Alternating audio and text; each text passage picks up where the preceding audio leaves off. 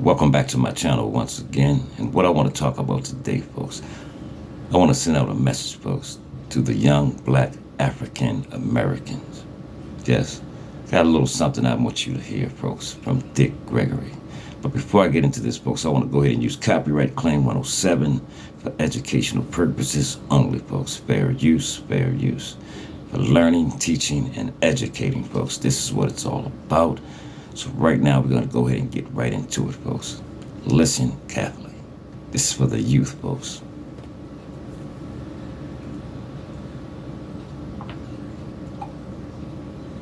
The Klan woke up this morning. The drug pushers woke up this morning. I thank God that I made another 24 hours in the most vicious, nasty, hateful, insane nation that's ever existed with my wits, without hating, without being bitter, and without being mean.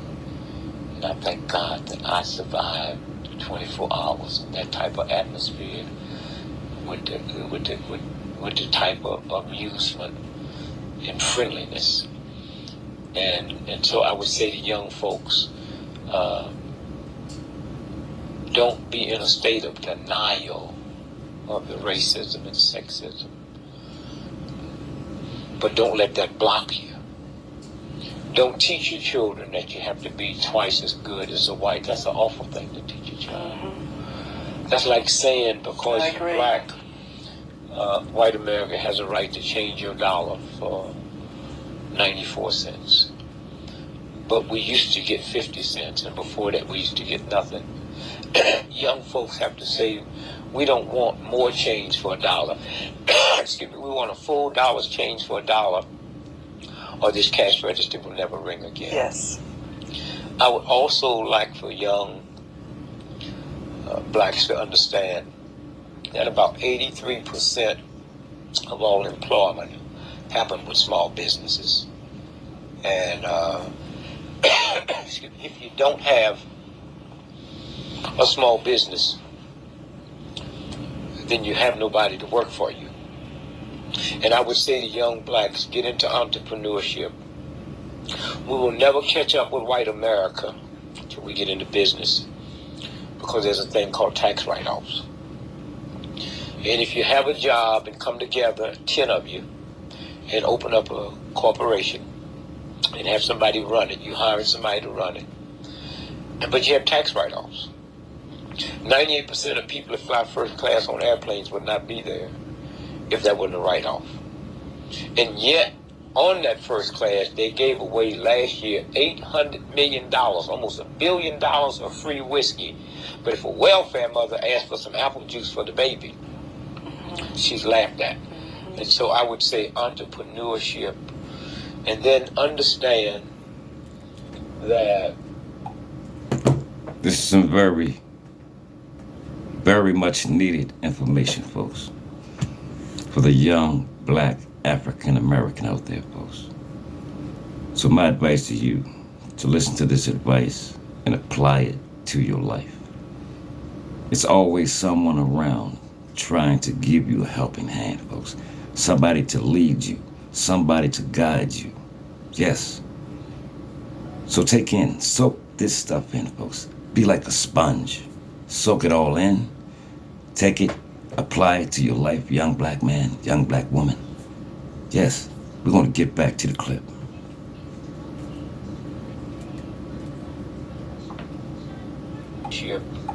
And then understand that we will never survive as a group until we get into communities and not neighborhoods. A community is, I control the police, the banks, the schools, the firefighters, and I control the flow of the money.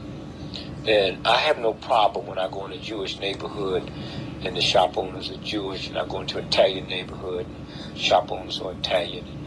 I have a problem when I come in a black neighborhood and the shop owners is not me. A Korean has a right to come in and buy my shop for $30 million more than it's worth. That's good business. But if we decide that we're not going to do business with that boy, then he'll have to sell it back, or she'll sell it back to a black person for $1 million. Yes. And then the money circulates. It circulates, and that's how you change. We've been so busy dealing with the hurt and the pain and the misery and glamorizing a hand few that have made it, that we have never really looked at, like they say, your role model. If you haven't got a role model in your house, you should fall on your knees and pray to God, because something is wrong. Yes. And so I would say to young folks, it's not about alcohol, but it's hard for me to say that to you when a 5-year-old got to reach past mama's beer and papa's wine to get some mayonnaise. I would also say to young folks that the number one drug that will wipe you out is not cocaine, it's not heroin, it's marijuana. And they deliberately make that a recreation drug, but it stays in the muscles, it stays in the blood, and it will wipe out your memory bank.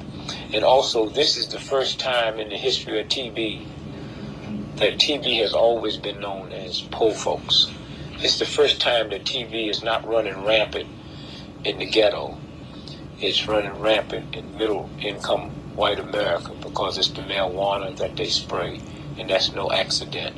And so I would just say to young folks, Take this advice, people. Like I said, be like a sponge, folks, and soak this information in, young people. Take this information, apply it to your life, because you might need it one day.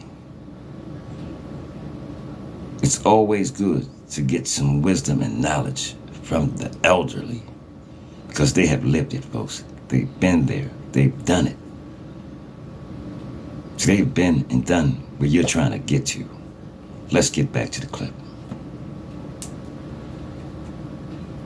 Soak it in, people. no accident. And so I would just say to young folks, you have to reevaluate everything you've been taught.